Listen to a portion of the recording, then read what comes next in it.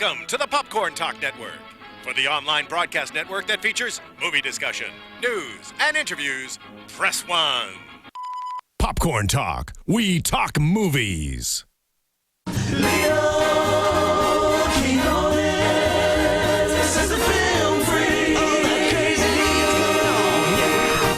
All right, friends, we are back together again with one thing that we all love. We all love movies. My name is Leo Quinones. I'm your host. It's in a very exciting time right now because producer Steven says, yep, okay, we got him. Listen to this.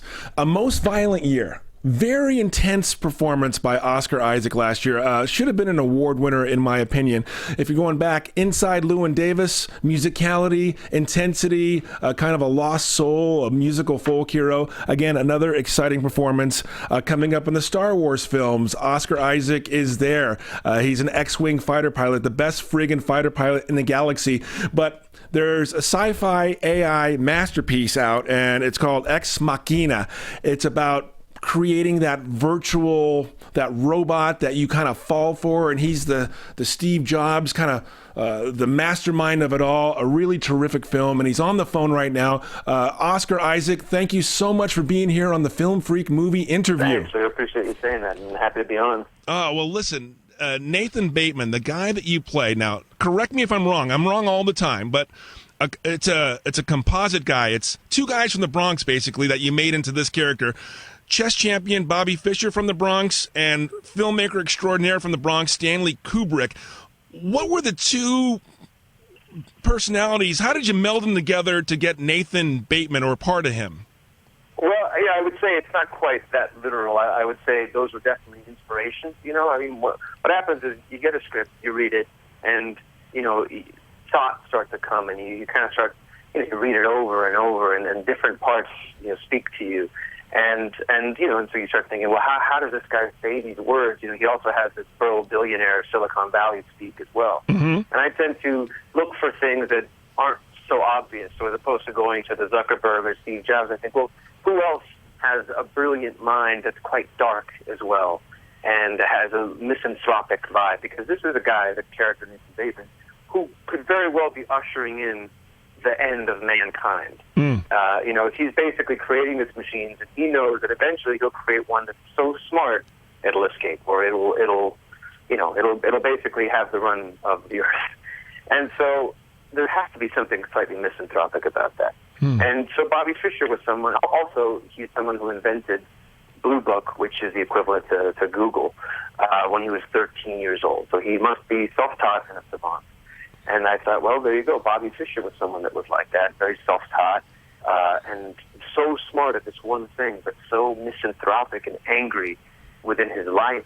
And on the other end of the spectrum is Kubrick, someone who was so brilliant with details, had such an expansive mind, and so calculating at the same time, and also happened to be great at chess and was self-taught and from the Bronx. So I thought, well, that's a great place to draw some inspiration from. How did you hound writer-director Alex Garland to get this performance? I gotta say, a lot of it was in the script. I think Alex is one of the best writers out there. I remember actually one of the first scripts I ever read after graduating drama school was Sunshine, and I became obsessed with it because it's the best kind of sci-fi. It's emotional. It actually relates much more to our experience now than it does to aliens or spaceships or robots. And so when I read this character, I just thought he was so funny, so witty, so unexpected, the things that he says, and so very dark. And, and I love that. I love playing characters where it takes you a while, maybe the entire movie, to figure out where they're coming from. And I think that can give you, a sense of excitement. All right. Do you agree, and give me your philosophy here, to be a success in Hollywood, you have to have it both critically and commercially. It seems like you're walking those lines right now, Oscar. Yeah, well, as far as success in Hollywood, I have no idea how that happens, or I would be the last to be able to figure that one out.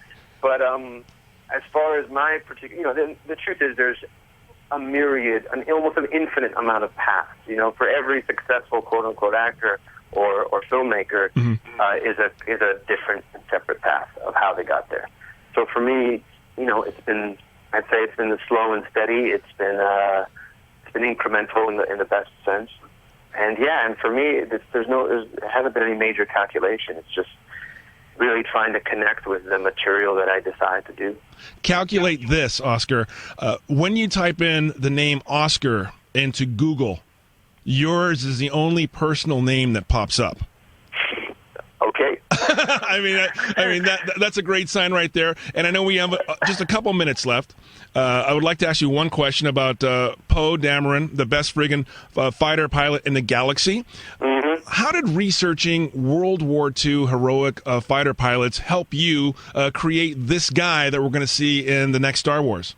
Well, again, it's a funny thing explaining my secret, because it's ultimately, as an actor, or at least for me, I want to be working from an unconscious place. So you never know how some of your research will influence it, if at all. But, I try to, again, look for inspiration from places that maybe aren't so obvious or sometimes very literal. So I thought, okay, fighter pilot in a war. Let's look at, interesting to read about fighter pilots in war. And so that's what I did, and just got a sense of, kind of the ecstasy of war was actually something that I read, which I thought was very interesting. That adrenaline rush, and actually war being a sacred space for the warrior, and those elements, just to kind of inspire the performance. Oscar Isaac, thank you so much for being on the Film Freak interview, bro. I really appreciate it. Yeah, good speaking with you. Thanks. Okay, man. See you later.